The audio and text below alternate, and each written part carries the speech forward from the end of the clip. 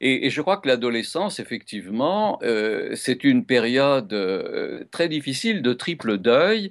Il faut abandonner le corps infantile qui était pourtant confortable parce qu'il changeait pas trop vite. Et donc, ça, c'était commode. Il faut faire le deuil de la relation aux parents. Et je remarque d'ailleurs que dans les grands romans, y compris en particulier Harry Potter, nous voyons que Harry Potter, au départ, est orphelin. Il a perdu ses parents. Autrement dit, il y a une anticipation de la perte des parents et il est, je crois, si je me souviens bien, victime de la maltraitance de la part de son oncle et de sa tante.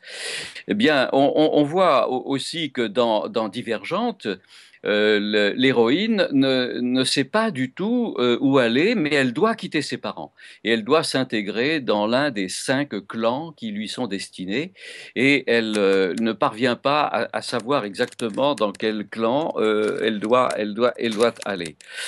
Et puis le troisième deuil, évidemment, c'est qu'il faut faire le deuil du corps que l'on se rêve, puisque lorsque l'adolescent passe si souvent, qu'il soit garçon ou fille, d'ailleurs devant les miroirs de la maison, il s'aperçoit que au fond sa morphologie ne va pas vers Brad Pitt ou Claudia Schiffer forcément. Voilà.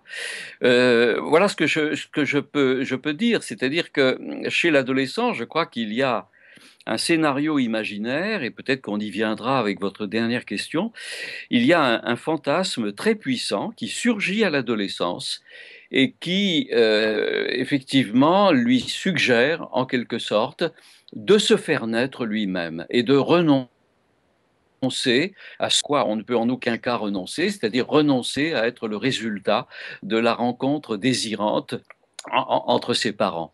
Et c'est la raison pour laquelle, d'ailleurs, je crois que l'adolescent ne peut pas parler de ce qui peut-être l'obsède, c'est-à-dire cette pulsion à prendre les rênes de sa propre existence.